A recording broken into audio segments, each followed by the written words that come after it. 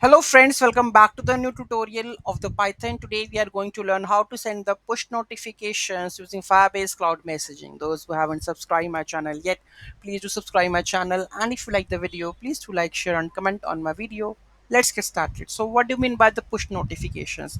Push notifications are basically, you can take an example of the applications, apps that you have installed. So they have some notifications in your tab bar in the home screen. So this kind of notification we can generate via Firebase. Okay, so how we are going to generate, we are going to learn in this video. Let's get started. So first of all, you have a Firebase account, and the project would be created first.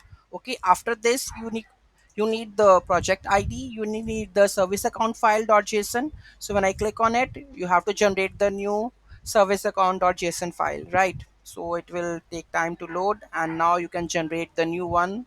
Okay, and just use this file and paste it into your requested folder. Okay, so in my project I have already copy paste this my file. Okay, so this is that file, right? And let's dive into the code level. So this is our code.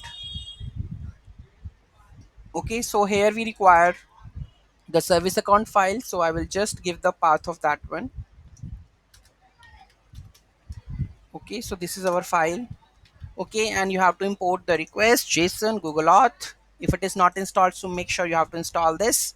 Okay, load the Firebase service account file.json, and it will retrieve the credentials accordingly. Then this is the function to get the ss token, which is very important for generating the notifications. Okay, after this is the method to send the push notification using the FCM endpoint. So this is your FCM endpoint, and you need the project ID.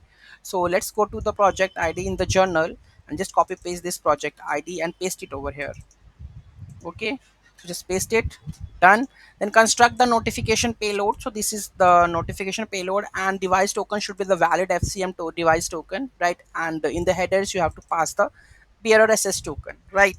After this, we have to hit the curl with the helper request.post fcm url headers and the data. Okay, json.dumps. Okay, now if it is status code 200, notification sent, else something went wrong, it will print that message. And here we have to add the device token, valid device token, which I get it from here. So this is the device token. Just copy and paste this device token and add it over here.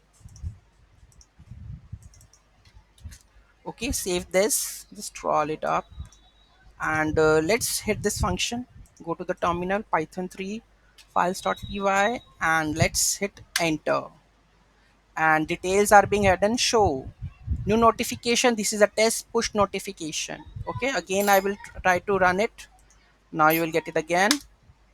So new notification, this is a test push notification. What we have passed in the message body, let's have a look.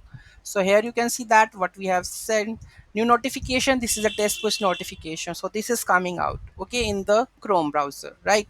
So that this is how you can send the notifications, whether it's to Android, iOS, web browser, anything. Okay, any doubt, any query in that, do let me know in the comment section. Thank you so much for watching this video. Have a great day.